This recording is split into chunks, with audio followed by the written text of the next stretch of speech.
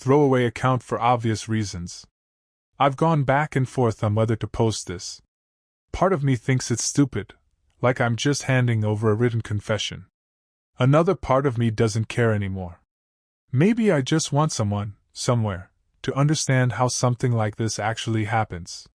Not the headlines, not the dramatic documentaries, just the slow, stupid, human way things spiral. My name's William. Or at least that's what I'll go by here. This isn't about a robbery or anything physical. No blood, no weapons. What I did was quieter, but it spread farther than anything I could have done with my own hands. It started with a post. Just a few sentences. That's all it took. At the time, I didn't think of it as a crime. Not really. More like an experiment. I was bored, frustrated, and honestly kind of bitter. I'd been laid off from a job in digital marketing, ironic, I know, and I spent way too much time online watching how easily people believed things. Fake news, outrage threads, conspiracy rabbit holes. It all felt like a game everyone else was already playing. So I decided to play too. The idea came from something I saw trending one night: panic about a supposed safety threat that turned out to be completely false. But for a few hours, people believed it. Businesses shut early. Parents pulled kids out of school. All because of a handful of posts. That stuck with me. I remember thinking, how hard would it be to do that on purpose? That question should have scared me more than it did. Instead, it hooked me. At first, it was just curiosity. Then it turned into something else. Something worse. And that's where this story really begins. I didn't wake up one day and decide, I'm going to scare thousands of people. It crept up on me in a way that felt almost logical at the time. Like solving a puzzle no one else realized existed. After that initial thought, how hard would it be, I started paying closer attention. Not just casually scrolling, but studying. What kind of posts spread fastest? Which wording triggered urgency? What made people hit share without thinking? Fear, obviously. But not just any fear, specific fear. Local, immediate, and just believable enough. I noticed patterns. Posts that mentioned exact locations performed better. Vague threats didn't go far, but something like, "My cousin works at X hospital and said," would explode. People trusted proximity. They trusted insiders, even anonymous ones. It started to feel less like chaos and more like a formula. And I knew formulas. That's what I used to do: optimize engagement, tweak messaging, measure reactions. Except this time there was no client, no product. Just me, sitting in my apartment at 2 a.m., realizing I could manufacture panic the same way companies manufactured hype. That's when it stopped being a thought experiment. That's when I started thinking about how I would do it. Once I crossed that mental line, from what if to how, everything got uncomfortably methodical. I told myself I wasn't doing anything yet. Just research. That word made it feel harmless, almost academic. But looking back, this was the part where I made the most deliberate choices. I created a few burner accounts across different platforms. Nothing fancy, just enough history to look real. Old-looking profile pictures, a couple of generic posts, some follows. I even let them sit for a few days so they wouldn't look freshly made. Then I picked a setting that mattered more than I expected. Too big of a city and the noise would swallow it. Too small and it wouldn't spread. I needed something in the middle, active, connected, but not overwhelmed. I also paid attention to timing. Late evening seemed perfect. People scrolling, half distracted, more likely to react emotionally than critically. The strangest part? None of this felt like planning a crime. It felt like work. Familiar, structured, almost routine. That should have been my first real warning sign. Instead, it just made me more confident I could pull it off. The message itself took longer than I expected. Not because it was complicated, but because it had to feel real. Too dramatic and people would question it. Too plain, and it would disappear into the feed like everything else. I drafted and rewrote it at least a dozen times. I remember sitting there, staring at my screen, thinking about tone more than content. It needed urgency, but not hysteria. Authority, but not arrogance. Something that made people feel like they were getting information they weren't supposed to have yet. I settled on a format I'd seen work before, a personal connection plus a warning. Hey, not sure if this is public yet, but my friend works at. That line did most of the heavy lifting. It implied access without proof. It invited trust without earning it. Then I added just enough detail to anchor it: locations, a vague timeline, a hint of official silence. I didn't specify too much. Gaps let people fill in their own fears. When I finally read it back, it didn't feel like fiction anymore. It felt like something someone would believe. And that was the point. I didn't hit post right away. I hovered over the button longer than I'd like to admit, rereading everything, tweaking a word here, softening a phrase there. It's weird how something so small can feel so final. Like once it's out there, you can't pull it back into your head where it was harmless. I almost didn't do it. That's the part one keep thinking about now, the moment where nothing had happened yet. I could have closed the app, gone to sleep, forgotten the whole thing by morning. But instead, I convinced myself it wasn't a big deal. Just one post. Probably no one would even see it. That lie made it easy. I hit post, then immediately shared it from one of the other accounts. Not aggressively, just enough to give it a little push, like nudging a domino. Then I waited. At first, nothing happened. A couple of views, one like. It almost felt disappointing.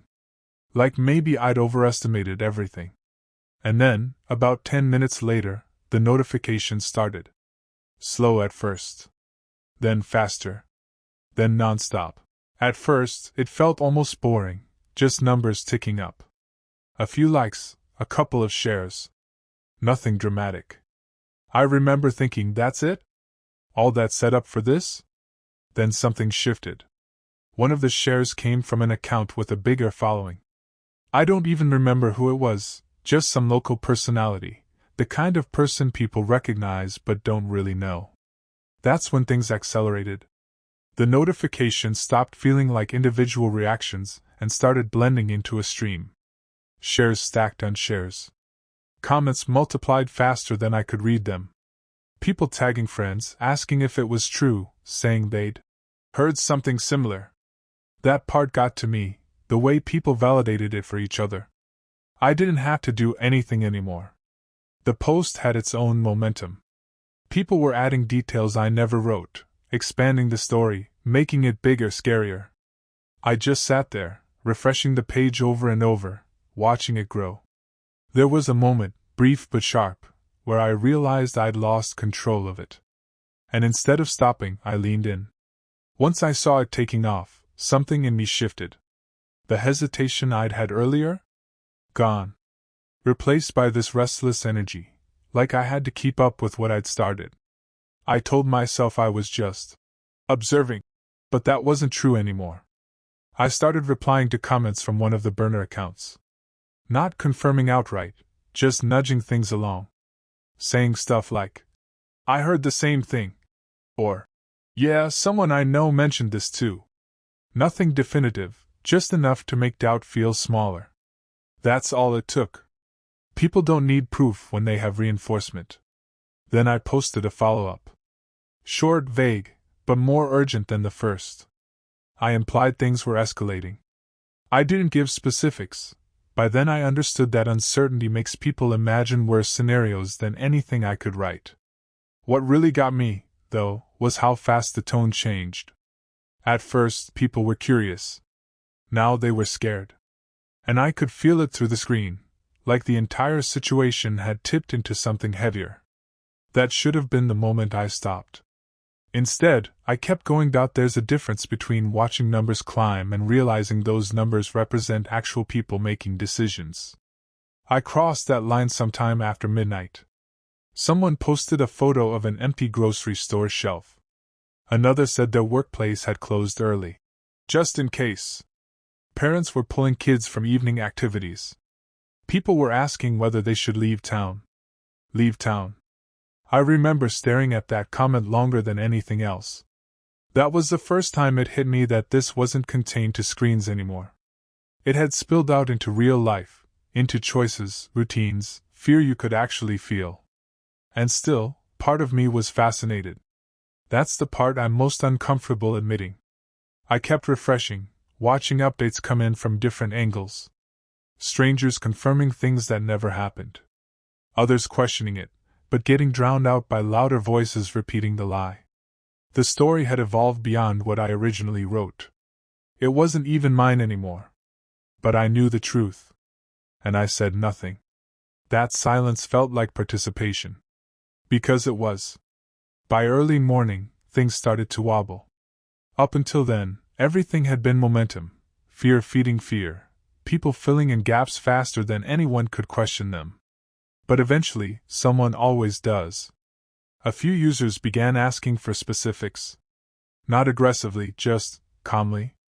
Things like, which hospital? Or, any official confirmation? At first, those comments got buried under the noise. But they kept coming. And then someone pointed out an inconsistency. It was small, something about the timeline I'd implied not lining up with when certain places were actually open. I hadn't even noticed it myself. But once it was mentioned, others started picking at it too. You could feel the shift. Not a full collapse, more like tension creeping in. Doubt mixing with fear. That's when I made a mistake. Instead of letting it fade or staying quiet, I tried to patch it. I posted another reply, adjusting details, trying to make it all fit again. But that's the thing about lies, they don't like being adjusted in public. Every fix just gave people more to question. By mid-morning, the tone had changed again, but this time, it wasn't fear driving things. It was skepticism. A few local accounts started pushing back more directly. Not random users. People who actually seemed to know what they were talking about. Someone claiming to work at the hospital I'd vaguely referenced said there was nothing unusual happening. Another posted screenshots of official statements denying any incident. At first, I thought it wouldn't matter. I'd already seen how people ignore corrections if they're emotionally invested. But this was different. The corrections were clear, calm, and specific, the exact opposite of what I'd created. And slowly, people started listening. Not everyone, but enough to shift the balance. Then came the part one hadn't anticipated. Anger. People who had believed the story started realizing they'd been misled. You could see it in the comments, frustration turning outward, looking for someone to blame. For the first time since I'd started this, I wasn't watching from a position of control. I was watching something turn against me. I wish I could say I handled that moment rationally. I didn't. As the tone shifted toward anger, I panicked, not outwardly, but in that tight, quiet way where your thoughts start racing ahead of you. Up until then, I treated the accounts like masks. Suddenly they felt like fingerprints. I went back through everything I'd posted, looking for anything that could connect back to me. Patterns, phrasing, timing. It all started to look obvious, even if it probably wasn't. So I began deleting. First the replies. Then the follow-up post. I hesitated on the original one, the one that started everything, but eventually took that down too. Watching it disappear didn't feel like relief. It felt like trying to erase something that had already been copied 1,000 times. Because it had. Screenshots were everywhere by then. People quoting parts of it, dissecting it, asking who started it. That question kept repeating in my head. Who started it? I knew the answer. And for the first time, it didn't feel distant or abstract. It felt dangerously close. Deleting the posts didn't stop anything. If anything, it made it worse. Once people noticed the original source had vanished, it turned into a different kind of story. Not just, is this real? But, who tried to hide it? That question spread almost as fast as the original panic. Screenshots kept circulating, detached from context, reshared with new captions. Some people treated it like a hoax to expose. Others doubled down, claiming the deletion proved something bigger was being covered up. That part blindsided me. I had assumed removing my posts would shrink the situation. Instead, it fractured into multiple versions, none of which I could track or influence anymore. It was like watching something break into pieces and realizing each shard could still cut. Then I saw a message that stuck with me. Someone wrote that their elderly parent had spent the night in fear because of the posts. They didn't say it angrily, just matter of fact. That quiet tone hit harder than all the outrage. Up until then, the impact had felt abstract. Now it felt personal. And I had no way to undo it. After that, I stopped refreshing. Not because things calmed down, they didn't, at least not immediately, but because I couldn't keep watching without feeling something twist in my chest. The adrenaline that had been driving me all night was gone, replaced by this heavy, dull awareness. I tried distracting myself. Closed the apps, walked around my apartment, turned on the TV without really watching it. But it didn't matter. The whole thing kept replaying in my head, every decision, every small push I'd given it. What bothered me most wasn't just that people had believed it. It was how easy it had been. That realization stuck deeper than the guilt at first. If I could do this alone, half asleep, with no real resources, how often was this happening on a larger scale? How many things people reacted to every day were just constructive like this? I caught myself almost justifying it again. That scared me more than anything else. Because it meant I still didn't fully see it as wrong. Not yet. Nothing dramatic happened after that. No police at my door, no sudden exposure, no moment where everything collapsed in on me. The world just moved on. Within a couple of days, the story faded. New topics took over, new outrage cycles replaced the old ones. People stopped talking about it, at least publicly. It became one of those things that briefly flares up and then disappears into the noise. But for me, it didn't disappear. I went back to my normal routine, job searching, scrolling, pretending everything was the same, but there was this quiet shift underneath it all. Every time I saw something trending, I couldn't look at it the same way. I'd catch myself wondering, is this real? Or is this just another version of what I did? And then the more uncomfortable question. Am I any different from the people who do this on purpose, over and over? I didn't like my answer. Because the only real difference was scale. Not intent. And that realization stayed with me longer than anything else. If you've read this far, you're probably expecting some kind of clear ending, something definitive. I don't really have one. I didn't get caught. At least not in any official sense. No one traced it back to me, no consequences in the way people usually imagine. On the surface, I got away with it. But that doesn't mean there were no consequences. What stuck with me isn't fear of being exposed, it's the understanding of how little it took. A few sentences, a bit of timing, and the right tone. That's all it took to make people anxious, to disrupt routines, to genuinely scare someone who didn't deserve it. So here's the only advice I can give, and I mean it seriously. Be careful what you believe, especially when it feels urgent. That urgency is often the hook. And if you ever find yourself thinking, I could probably make people believe this, stop there. Don't test it. Because once you see how easy it is, you don't just forget that. And you might not like what it says about you.